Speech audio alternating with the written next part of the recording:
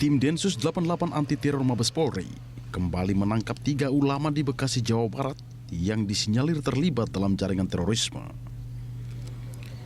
Penangkapan 3 ulama ini menjadi sorotan publik, sebab para ulama maupun tokoh agama diharapkan bisa menjadi garda terdepan dalam mencegah munculnya paham radikal terorisme di kalangan generasi muda. Ketiga ulama tersebut yakni Ketua Umum Partai Dakwah Rakyat Indonesia Farid Okbah, Pengurus Komisi Fatwa MUI Ahmad Sain An Jenajah, dan Anung Al-Ahmad. Ketiganya diduga terlibat dalam jaringan Islamiyah.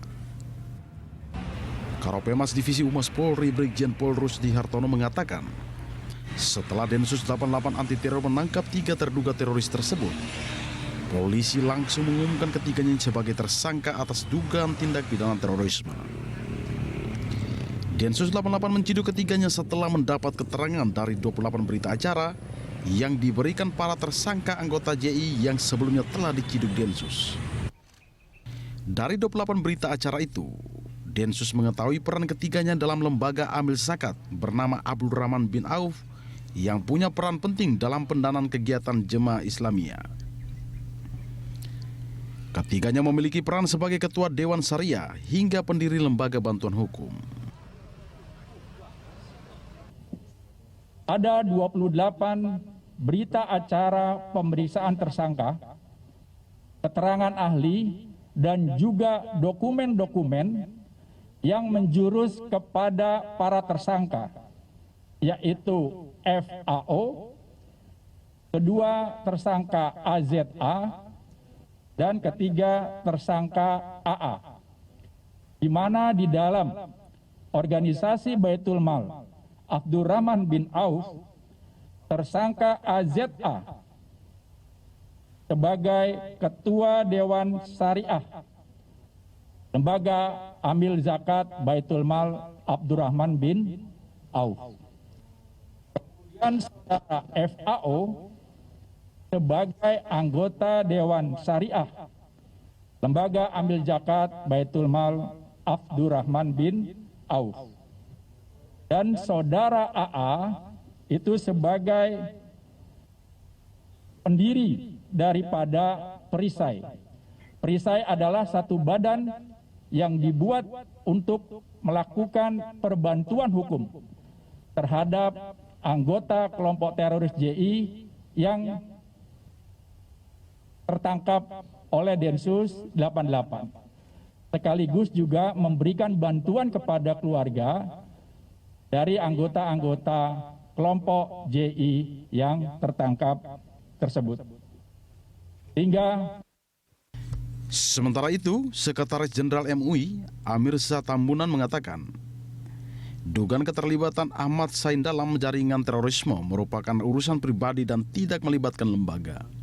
MUI juga kembali menegaskan komitmen mereka terhadap penegakan hukum terkait ancaman terorisme, sesuai dengan Fatwa MUI nomor 3 tahun 2004 tentang terorisme.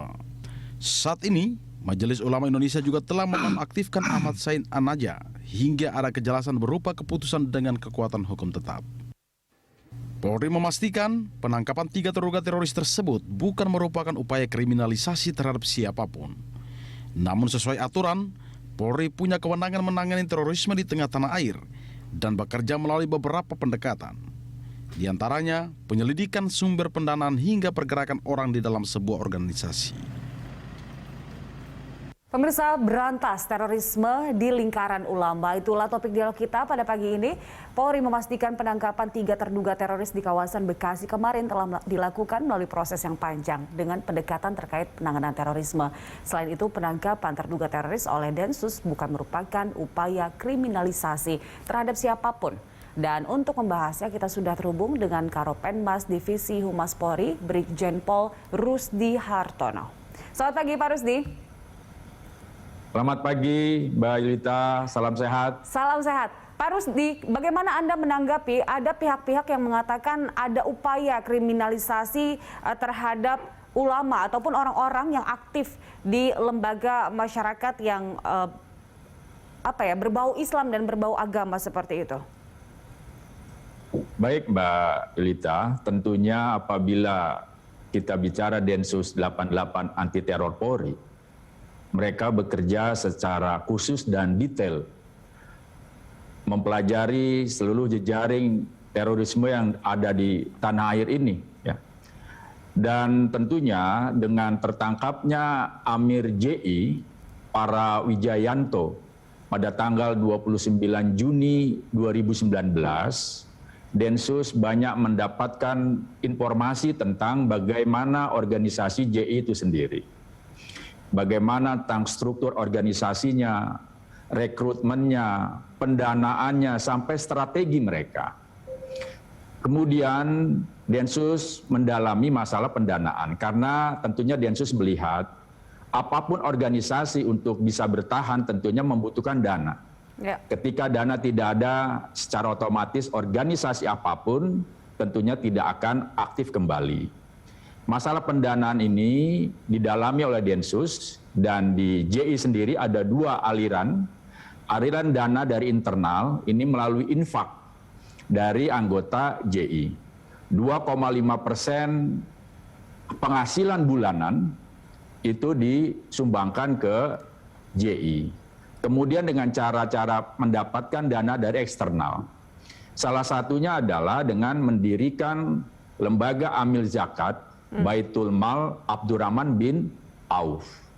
Dengan lembaga ini, JI mengumpulkan dana dari masyarakat. Mereka berkedok dengan kegiatan pendidikan, dengan kegiatan sosial. Tapi ada sebagian dananya yang disisihkan, yang mereka masukkan untuk kegiatan-kegiatan organisasi JI di tanah air.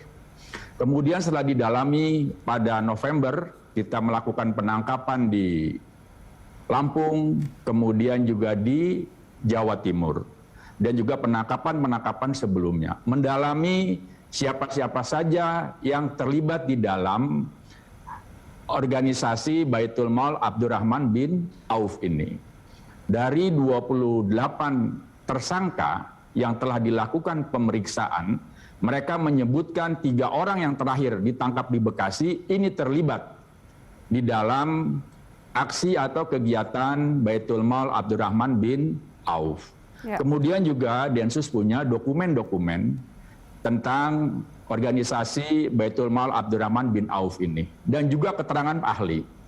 Berdasarkan bukti-bukti yang cukup ini, maka dilakukan penangkapan oleh Densus 88 pada tanggal 16 November 2021 di daerah Bekasi.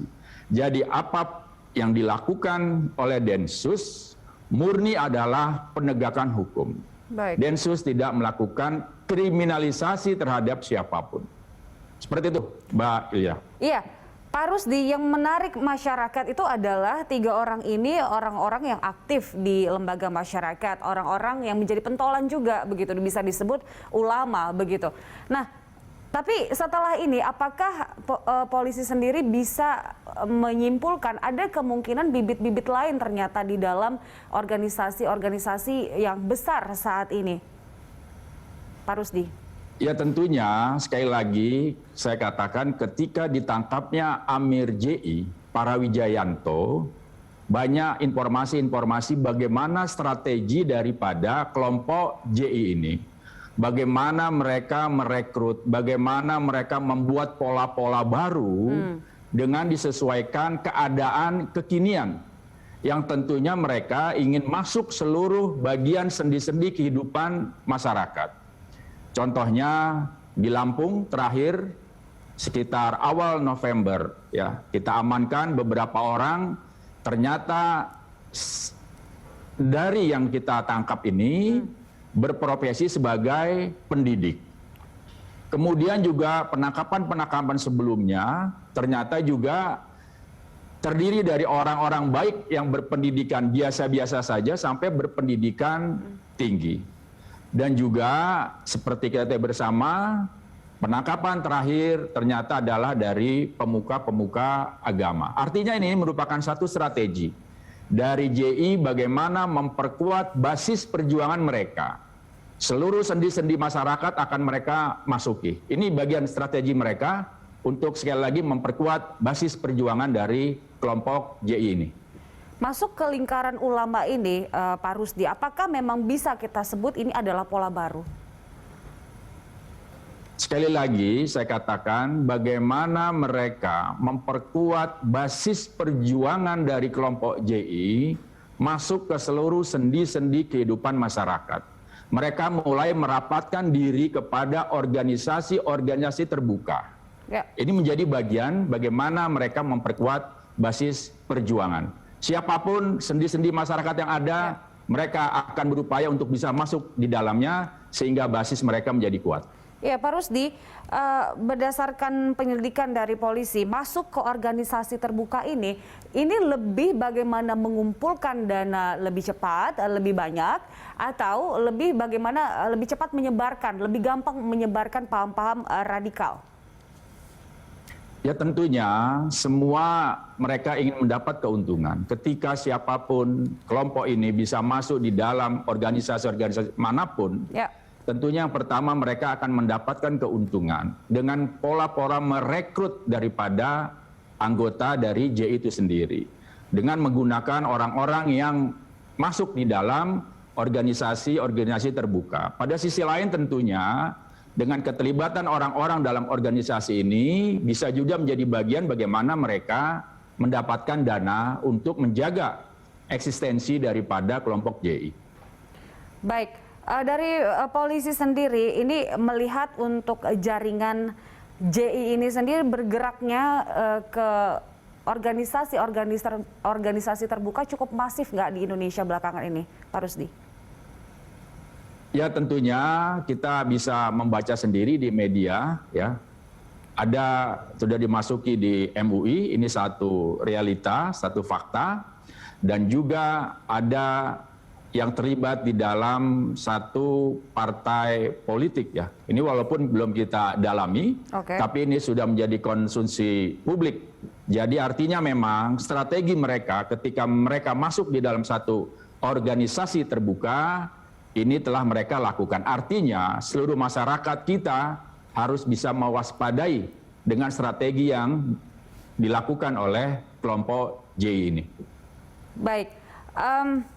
Masuk ke partai politik ini kan merupakan salah satu pola baru begitu ya, dan kemungkinan mereka sudah mendapatkan bagaimana pesan-pesan mereka bisa tersampaikan kepada masyarakat.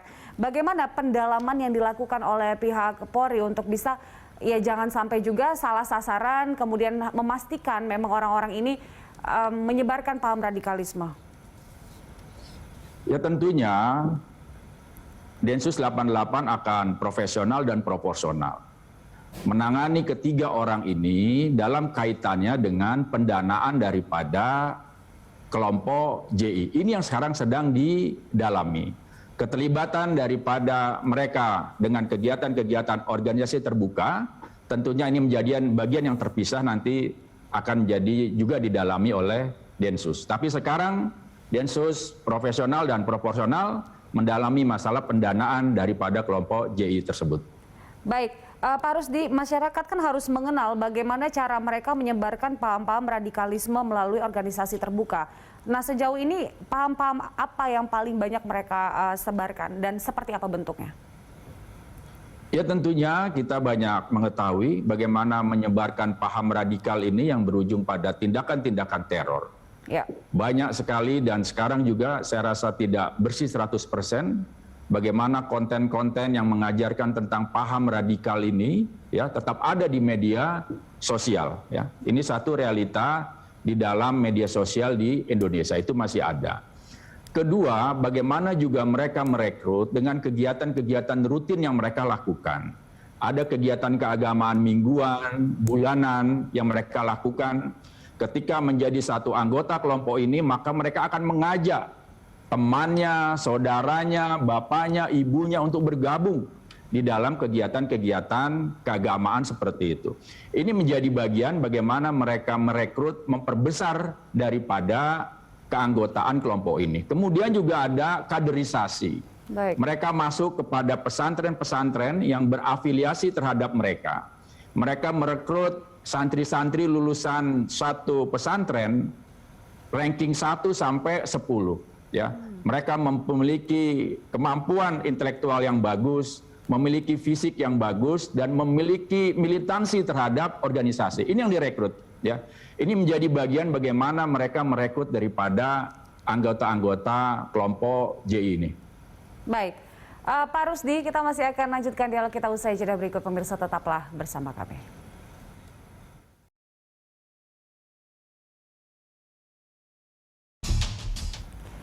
Ya pemirsa, kita masih akan lanjutkan dialog kita berantas terorisme di lingkaran ulama. Dan masih bersama dengan Brigjen Pol Rusdi Hartono. Pak Rusdi, nanti proses hukum terhadap 3 orang tersangka ini akan seperti apa? Ya tentunya sekarang telah diamankan, yang bersangkutan semua sudah sebagai tersangka. Tinggal nanti penyidik ya akan melengkapi daripada alat bukti yang ada, melengkapi pemberkasannya. Apabila berkas telah selesai, nanti akan dikirim ke kejaksaan untuk dipelajari. Apabila nanti menurut jaksa bahwa berkas penyidikan telah lengkap, ya kita serahkan semua barang bukti dengan tersangkanya, kita serahkan ke jaksa untuk proses di pengadilan. Tentunya nanti dalam pengadilan merupakan satu proses yang terbuka, siapapun bisa melihat, bisa menyaksikan, bisa mendengar proses tersebut, ya, bagaimana duduk perkara daripada kasus terhadap 3 orang yang terakhir ditangkap di Bekasi tersebut. Nah, melihat 3 orang ini adalah jaringan JI, nah basis jaringan JI sendiri ini tuh paling banyak di mana sih, Pak Rusdi? Kalau kita bisa lihat ya, banyak kegiatan-kegiatan mereka dan penangkapan pelaku-pelaku daripada kelompok ini ada di Jakarta, ada di Sumatera, ya. Sumatera Utara, juga di Lampung, dan juga di Jawa, Jawa Timur, Jawa Tengah juga ada kelompok ini, termasuk juga Kalimantan. Ya. Yang banyak adalah sekitar Lampung, Sumatera, dan juga di Jawa, Mbak Ilta. Oke. Pak Rusdi, tadi menarik Anda mengatakan bahwa mereka bahkan sampai berpikir bagaimana strategi kaderisasi ke pesantren-pesantren dan orang-orang yang memiliki intelektual yang tinggi, yang bagus begitu.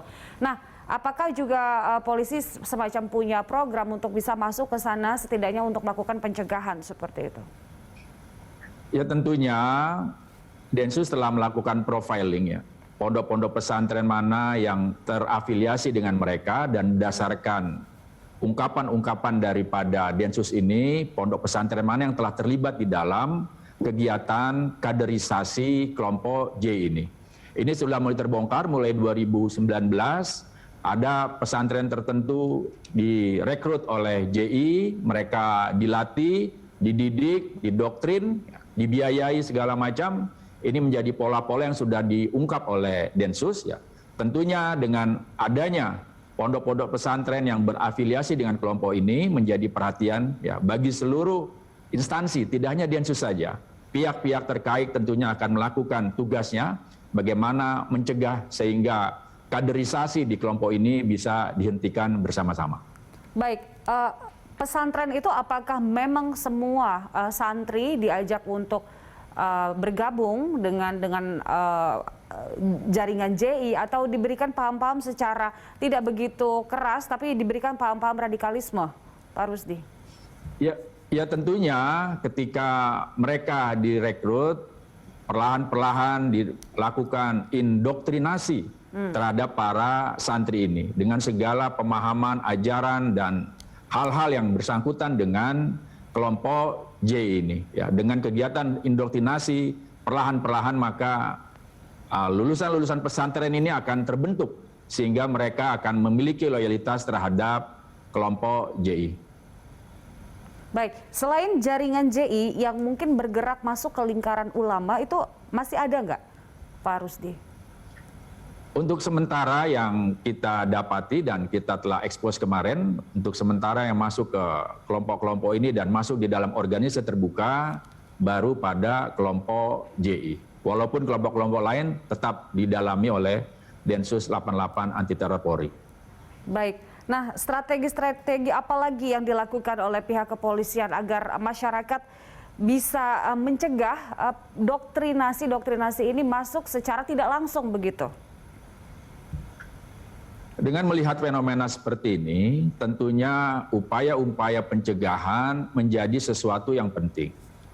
ketika kita menyadari bahwa aksi teror, kelompok teror merupakan musuh bersama, artinya pencegahan pun harus dilakukan bersama-sama. Instansi pemerintah yang terlibat di dalamnya, juga masyarakat, mari bersama-sama melakukan pencegahan. Bagaimana aktivitas mereka bisa kita lakukan pencegahan, ya masyarakat bisa peduli terhadap hal-hal yang terjadi di lingkungannya. Kepedulian daripada masyarakat ini menjadi sesuatu yang penting. Ketika kepedulian ini bisa ditingkatkan, tentunya ini akan mempersempit daripada gerakan-gerakan kelompok-kelompok yang akan membuat aksi-aksi teror di tanah air. Tentunya sekali lagi, teroris merupakan musuh bersama yang perlu kita tanggulangi secara bersama-sama. Nah, bagi kelompok-kelompok yang diduga sudah terpapar paham-paham radikalisme ini, apakah juga polisi melakukan deradikalisasi begitu? Tentunya kegiatan-kegiatan deradikalisasi, kegiatan-kegiatan pencegahan, kita lihat teman-teman dari BNPT juga telah melakukan itu.